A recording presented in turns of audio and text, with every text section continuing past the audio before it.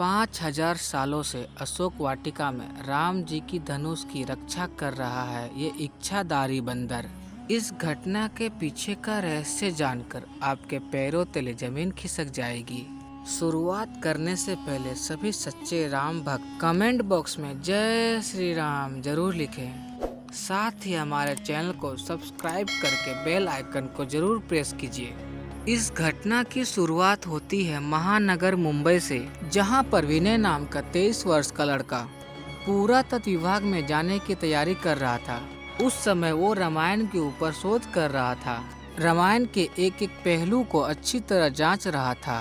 तभी उसके कॉलेज के प्रोफेसर ने उसे एक सलाह दी, अगर तुम रामायण के बारे में और भी शोध करना चाहते हो और भी जानना चाहते हो तो तुम्हें श्रीलंका जाना चाहिए, क्योंकि वहीं प्रभु श्री राम और रावण के बीच भयंकर युद्ध हुआ था। वहीं पे अशोक वाटिका भी मौजूद है, जहां पर 14 सालों तक माता सीता रही थी। जिसके बाद विनय ने श्रीलंका का वीजा लगाया और कुछ ही दिन में वो श्रीलंका के लिए रवाना हो गया। और सबसे पहले वह उस स्थान पे पहुंचा जहाँ आज भी अशोक वाटिका मौजूद है। विनय की तरह वहाँ कई और लोग भी चीजों को एक्सप्लोर करने के लिए आए थे। तभी वो उस स्थान पर पहुंचा जहां पे हनुमान जी ने श्री राम की निशानी के तौर पर अंगूठी मां सीता को दी थी। वहीं पे उन दोनों की प्रतिमा भी बनी हुई है। साथ ही इस जगह पे हनुमान जी के बड़े बड़े पैरों के निशान भी है, जो ये दावा करता है रामायण बिल्कुल सत्य घटना है। जब विनय अशोक वाटिका के और भी अंदर पहुंचा, तब उसने देखा वहाँ बहुत सारे बंदर मस्ती कर रहे थे।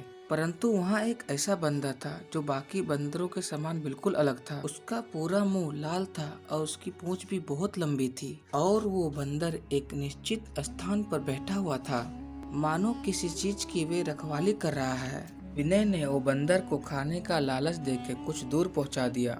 जिस स्थान पे वह बंदर बैठा था वहाँ पर थोड़ी सी खुदाई की, तब उसे धनुष का एक टुकड़ा प्राप्त हुआ जो सोने का था, जिसे देखकर विनय हैरान हो गया। विनय ने उसी स्थान पर थोड़ी और खुदाई करी तो उसे धनुष का बाकी टुकड़ा भी प्राप्त हुआ, जिसे उसने चुपचाप अपने बैग में डाल लिया और वह पुनः इंडिया आ गया। विनय उस धनुष पर शोध करना चाहता था। वह घर आने के बाद उस सोने की धनुष को जोड़ दिया और उसने एक रस्सी बांधकर धनुष को तैयार कर दिया।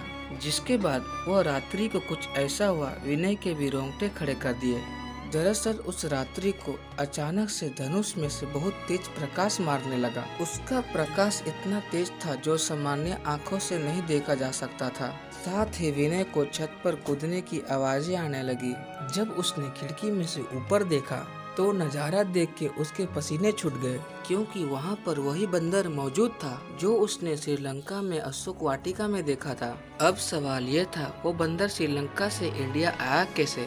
जरूर वो एक इच्छाधारी बंदर था। जिसके बाद विनय डर के मारे चुपचाप सो गया। सुबह उठकर जब उसने धनुष पर शोध किया तो उसे पता चला धनुष तो 5000 साल से भी ज्यादा पुराना है। विनय को लगा ये धनुष श्री राम ने जरूर इस्तेमाल किया होगा, तभी तो वो तेज प्रकाश और इच्छाधारी बंदर नजर आए थे। जब अगली सुबह विनय उठा तो उसने देखा कि वो धनुष वहाँ मौजूद नहीं है। विनय समझ गया वो इच्छाधारी बंदर वो धनुष की 5000 सालों से रखवाली कर रहा था, वही इस धनुष को लेकर चला गया।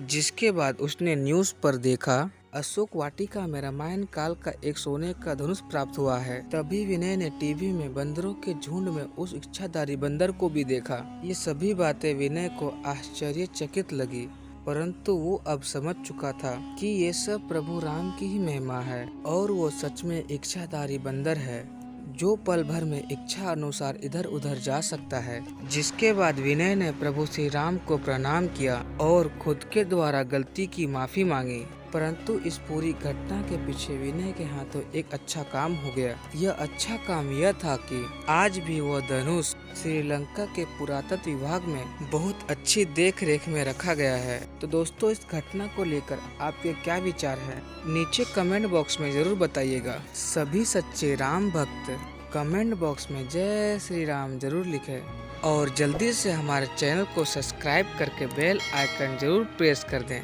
ताकि हमेशा सत्य चमत्कारी घटना आपको देखने को मिलती रहे। तो मित्रों, मिलते हैं अगले वीडियो में। हर हर महादेव।